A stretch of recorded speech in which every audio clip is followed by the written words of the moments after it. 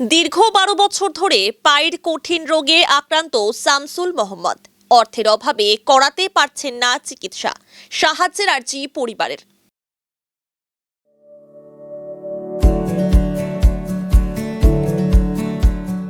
Pampered, not just a hospital, but a mother.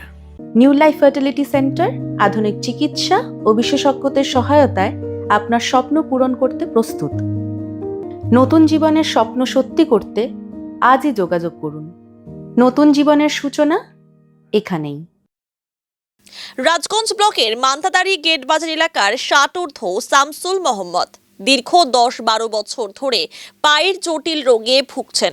পরিবারের আর্থিক সংকট এতটাই চরমে উঠেছে যে প্রয়োজনীয় চিকিৎসার ব্যবস্থা করাও হয়ে পড়েছে দুঃসাধ্য। ফলে দিন দিন রোগটি ভয়ঙ্কর আকার নিচ্ছে। স্ত্রী রোশনা বেগম ও একমাত্র ছেলেকে নিয়ে গজলডোবা সংলগ্ন গেট বাজার এলাকায় বসবাস করেন শামসুল বাবু। ছোট্ট একটি চায়ের দোকান চালিয়ে এবং ছেলের দিন মজুরির সামান্য আয় কোনো রকমে সংসার চলে তাদের।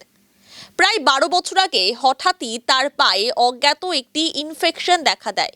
ধীরে ধীরে সেই ইনফেকশন ঘায়ে পরিণত হয়।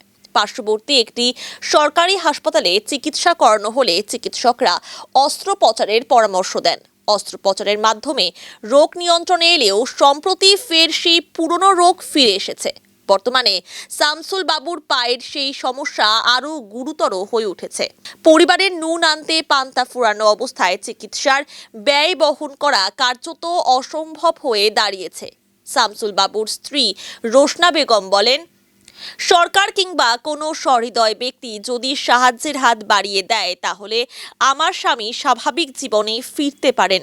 শামসুল মোহাম্মদকে কেউ সাহায্য করতে চাইলে যোগাযোগ করতে পারেন 9933880491 এই নম্বরে।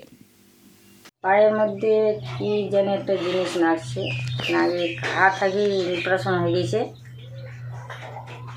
এখন মনে করেন চিকিৎসা করছি, করার পরে এখন তো আর চিকিৎসা কম ছিল, কিন্তু চিকিৎসা করে কম ছিল আবার এক মাস থাকি আবার পাওয়াটা বেশি হয়ে গেছে।